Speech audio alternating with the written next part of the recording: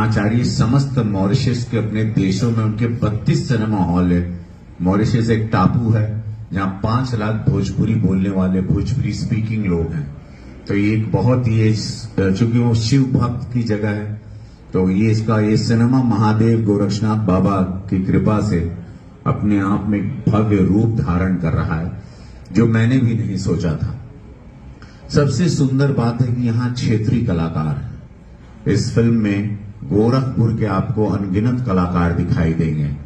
इसकी शूटिंग गोरखपुर में हुई है पूरी, कुछ बनारस में हुई है कहानी के अनुसार, लेकिन ज्यादा 80% गोरखपुर में हुई है और उसको पूरा विश्व देखेगा। अब हमारे इस पूज्य महाराज जी के शहर को, हमारे मुख्यमंत्री महाराज जी के शहर को जितना सुंदर बनाया है, तो गोरखपुर एक नजीर पेश कर रहा है। अब पूरे विश्व के सामने इस शुक्रवार को गोरखपुर को अमेरिका भी देखेगा, मॉरिशस भी देखेगा, गोरखपुर को पूरा भारत देखेगा।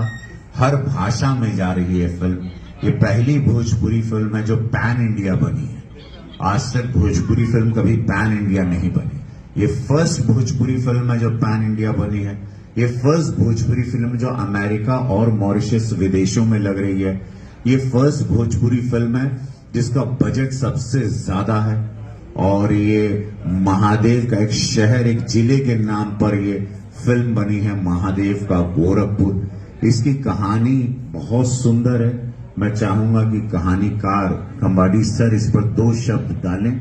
आप जैसे भी बोल सकते हैं, हिंदी इंग्लिश में, नो प्रॉब्लम, बट आप 2 वर्ड बोलें, फिर प्रीतेश जी बोलें, फिर मैं सवाल जो दगेंगे, सवाल जो आएंगे सिनेमा को लेके, तो मैं उस पर जवाब दूंगा। मैं चाहूंगा पहले खंबाड़ी सर आप बोलें कि आपने ये महादेव का गोरखपुर, जिसकी चर्चा पूरे भारत में है, बहुत लोग आकर्षित हैं, उत्साहित हैं फ्राइडे को फिल्म देखने के लिए, ये थॉट कैसे आया?